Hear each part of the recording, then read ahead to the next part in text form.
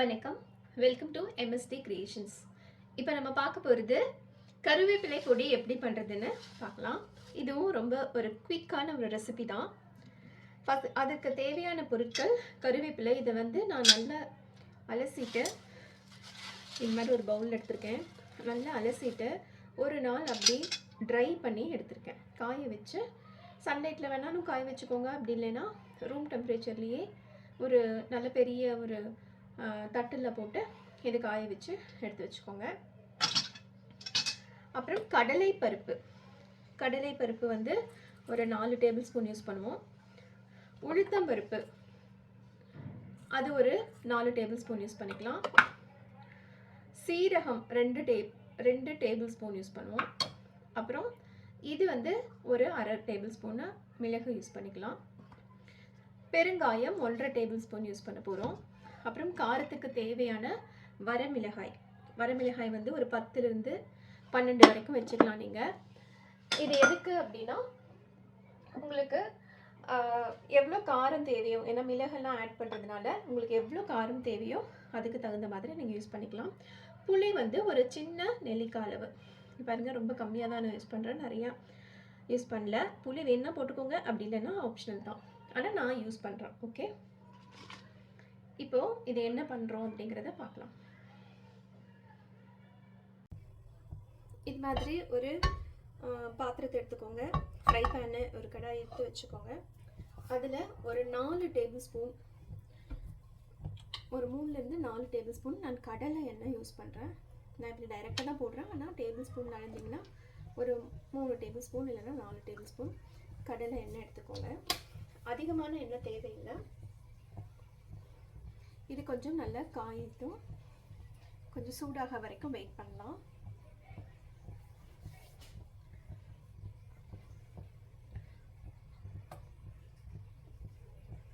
Okay, இப்போ எண்ணெய் சூடாயிடுச்சு. இதில் கடலை பருப்பு நான் 4 டேபிள் ஸ்பூன் சொன்னேன் இல்லையா? 1 2 3 4 கொஞ்சம் போட்டுக்கிறேன். 4 டேபிள் ஸ்பூன் கடலை பருப்பு.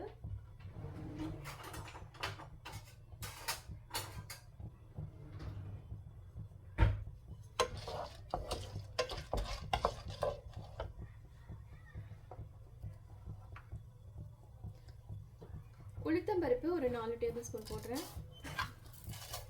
ஒரு 3 டேபிள் ஸ்பூன் இல்லைன்னா 4 டேபிள் ஸ்பூன் உங்கள் இஷ்டத்துக்கு போட்டுக்கோங்க.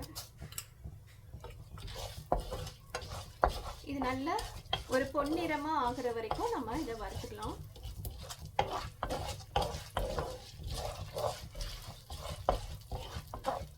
இது ரொம்ப சிம்பிளாக செய்யக்கூடிய ஒரு ரெசிபி தான். கருவேப்பிலை பொடி நம்ம கருவேப்பிலை டெய்லியும் யூஸ் பண்ண மாட்டோம் இல்லைங்களா? குழந்தைங்கள்லாம் அதை தனியாக எடுத்து வச்சுருவாங்க முழுசாக இருந்துச்சுன்னா. ஆனால் அதில் நிறைய அயன் சக்தி இருக்குது. நம்ம ஹேர் க்ரோத்துக்கு, ஸ்கின்னுக்கு எல்லாத்துக்குமே கருவேப்பிலை ரொம்ப நல்லது. அதனால் இது சின்ன குழந்தைங்களுக்கு கூட பொடி ஃபார்மில் கொடுக்குறப்போ அவங்களுக்கு சூடான ஒரு சாதத்தில் நெய் போட்டு பிசைஞ்சு கொடுக்கலாம். லஞ்ச் பாக்ஸ் ரெசிபியாக கூட நம்ம இதை செஞ்சு கொடுக்கலாம். இப்போ சம்மர் வேறு ஆரம்பிச்சிருச்சு இல்லைங்களா? சம்மர் டைமில் நம்ம மோர் அடிக்கிறோம் அப்படின்னா மோரில் இது ஒரு டேபிள் ஸ்பூன் கலந்து குடித்தோம்னா மசாலா மோர் மாதிரி ரெடி ஆயிரும். ரொம்ப டேஸ்டியாக கூட இருக்கும் அது.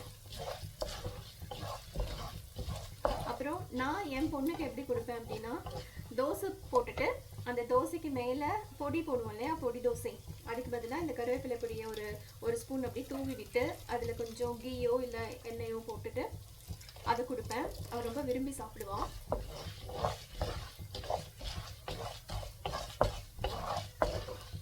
இன்னும் கொஞ்ச நேரம் அப்படியே இருக்கட்டும்.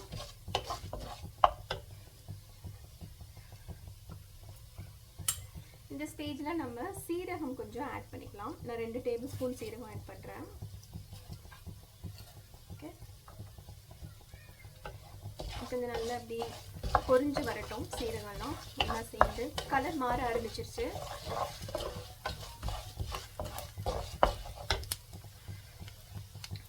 மிளகு ஒரு 1/2 ஸ்பூன் நான் ஆட் பண்ணிக்கிறேன். 1/2 ஸ்பூன் மிளகு. இது ரொம்ப நல்லது.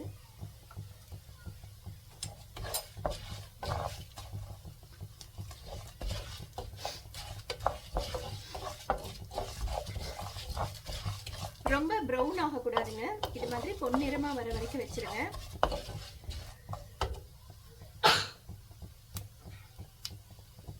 சிம்மில் வச்சுக்கோங்க. ஃப்ளேமை வந்து கொஞ்சம் சிம் பண்ணிவிட்டு இதில் வரமிளகாயை நம்ம போடலாம். நம்ம போட்ட அந்த குறுமிளகாலாம் வெடிக்க ஆரம்பிச்சிருச்சு. இந்த ஸ்டேஜில் மிளகாய் வந்து நம்ம கொஞ்சம் போட்டுக்கலாம். நான் காம்பெல்லாம் எடுக்கல, உங்களுக்கு வேணா காம்பு எடுத்துகிட்டு போட்டுக்கோங்க. காய்ந்த மிளகாய் ஒரு 10லேருந்து 12 வரைக்கும் நான் ஆட் பண்ணுறேன்.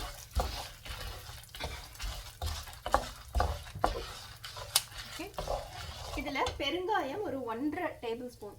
இங்கே பாருங்கள், பெருங்காயம் நம்ம ஒரு 1.5 டேபிள் ஸ்பூனை ஆட் பண்ணிக்கிறோம். இது நல்ல டேஸ்ட் கொடுக்கும், ஜீரணத்துக்கும் ரொம்ப நல்லது.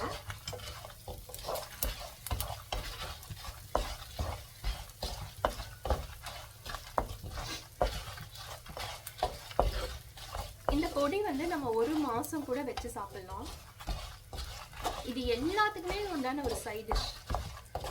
இந்த ஃபன் பார்ட் என்னன்னா, பிரெட் ஸ்லைஸ் இருக்கு இல்லையா, அந்த பிரெட் ஸ்லைஸ்க்கு நடுவில் கூட இந்த பொடியை நல்லா அப்படியே தூவி விட்டு டோஸ்ட் பண்ணி கூட சாப்பிட்லாம். அது ஒரு டிஃப்ரெண்ட்டான ஒரு டேஸ்ட்டு கொடுக்கும் நம்மளுக்கு. இப்போ நான் இந்த கருவேப்பிலையை உள்ளே போட்டுறேன். இது எண்ணெயில் நல்லா அப்படியே கோட்டாகி வர மாதிரி பார்த்துக்கலாம். இப்போ நான் யூஸ் பண்ணது லைட்டாக ட்ரை ஆன மாதிரி தெரியுது இல்லையா உங்களுக்கு இந்த கருவேப்பிலை. அது எதனாலனா நான் அது சன்ட்ரையாக லைட்டாக பண்ணிட்டேன். ஒரு நாளில் ஒரு 2-3 ஹவர்ஸில் போட்டாலே இது மாதிரி ஆயிடுது. தண்ணியெல்லாம் எதுவும் இல்லாமல் கொஞ்சம் எல்லாம் கலந்து வர மாதிரி சிம்மில் வச்சே செய்யுங்க. எல்லாம் கலந்து வர மாதிரி நம்ம டாஸ் பண்ணி எடுக்கிறோம், சாட்டே பண்ணுறோம். ஓகே, உங்களுக்கு சத்தம் கேட்குதா? கருவேப்பிலை எப்படி வெடிக்கிற சத்தம். அந்த எண்ணெய் கோட்டிங் எல்லாத்துக்கும் போதும். எல்லாம் நல்லா கலந்து விட்டுலாம். இப்போ பொடி இட்லி பண்ணுறோம் அப்படின்னா இந்த பொடியை போட்டுட்டு இட்லி, சின்ன இட்லியாக இருந்தாலும் சரி, இல்லை கொஞ்சம் பெரிய இட்லியாக இருந்தாலும் சரி, அதை உள்ளே போட்டு அப்படியே நல்லா பெரட்டி எண்ணெய் போட்டு பெரட்டி கொடுத்தோம்னா குழந்தைங்க விரும்பி சாப்பிடுவாங்க. ட்ரை பண்ணி பாருங்கள். எனக்கு பர்சனலாக இது ரொம்ப பிடிச்சது எதுக்கு அப்படின்னா, மோரில் நான் இது ஒரு ஸ்பூன் இல்லைன்னா 1.5 ஸ்பூன் போட்டுட்டு ஒரு டம்ளர் மோருக்கு இதை போட்டு நான் குடிப்பேன். அது ரொம்ப குளிர்ச்சி கூட. நம்ம கருவேப்பிலையும் நல்லா சாப்பிட்றப்போ ரிச் அயன் நம்மளுக்கு கிடைக்குது. இது ஹேர் க்ரோத்துக்கு ரொம்பவும் நல்லதுங்க. ட்ரை பண்ணி பாருங்கள் எல்லாரும். சம்மர் ஸ்டார்ட் ஆயிடுச்சு இல்லையா, இது செஞ்சு வச்சுக்கிட்டோம்னா 20லேருந்து 25 டேஸ் 30 டேஸ்க்கு நம்ம வச்சுக்கலாம். ஒரு நல்ல குவான்டிட்டியில் இது மாதிரி பெரிய பவுலில் ஒரு கருவேப்பிலை போட்டு பண்ணோம்னா. இதெல்லாம் நம்ம காய்கறி வாங்குறப்போ கொசுரா கொடுப்பாங்க தெரியுமா, ஒரு 2 கொத்து கருவேப்பிலை அப்படின்ட்டு, அந்த மாதிரி வாங்கி பண்ணினது தான். வீட்டில் மரம் இருக்கிறவங்க லக்கு, அவங்க எப்போ வேணாலும் இதை பறித்து ஃப்ரெஷ்ஷாக அரைச்சிக்கலாம். அவ்வளோதாங்க. இப்போது நம்ம இந்த கருவேப்பிலை பொடிக்கு தேவையான அளவு உப்பு ஆட் பண்ணிக்கிறோம். நான் கல் உப்பு தான் யூஸ் பண்ணுறேன். உங்களுக்கு எவ்வளோ உப்பு தேவையோ அந்த அளவுக்கு ஆட் பண்ணிக்கோங்க.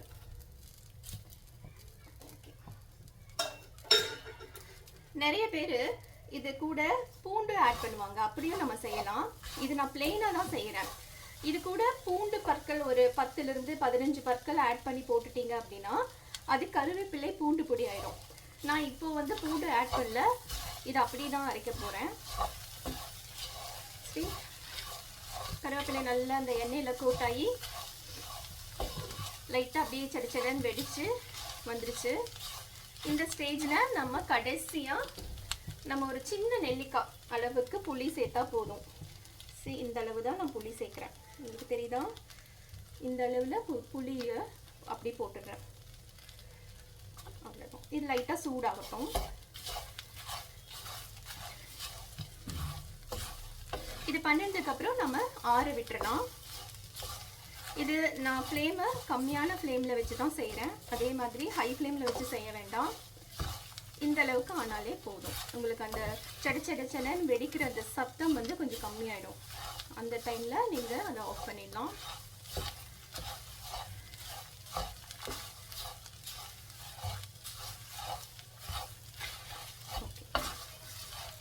இந்த ஸ்டேஜில் நம்ம நல்லா கலந்து விட்டாச்சு. இந்த பருப்பு, சீரகம், மிளகு, புளி, வரமிளகாய், அப்புறம் இந்த கருவேப்பிலை எல்லாம் சேர்ந்து நல்லா அப்படி பிறந்து வந்துருச்சு. இப்போ நம்ம கிறிஸ்ப் ஆயிடும். கருவேப்பிலை இது மாதிரி ஒரு 2 நிமிஷம் வதக்கினாலே கிறிஸ்பி ஆகிடும். இந்த ஸ்டேஜில் நம்ம ஸ்விட்ச் ஆஃப் பண்ணிடலாம் ஸ்டவ்வை. இப்போ கொஞ்ச நேரம் இது ஆறுற வரைக்கும் அப்படியே விட்டுடலாம். ஆறுனதுக்கு அப்புறமா மிக்ஸி ஜாரில் போட்டு அரைச்சதுக்கப்புறம் எப்படி வருதுன்னு பார்க்கலாம். நல்லா ஆறுனதுக்கப்புறமா இப்படி மிக்ஸி ஜாரில் நம்ம ஃபைன் பவுடராக அரைச்சி நம்ம இதை எடுத்துக்கிட்டோம். இப்போது இதை ஒரு ஏர்டைட் கண்டெய்னரில் ட்ரான்ஸ்ஃபர் பண்ணிக்கோங்க. நான் இப்போதைக்கு ஒரு பவுலில் போட்டு, மிக்ஸி ஜாரில் போட்டதுனால கொஞ்சம் சூடாக இருக்குது. ஸோ இந்த மாதிரி நல்லா அரைச்சி எடுத்துக்கோங்க.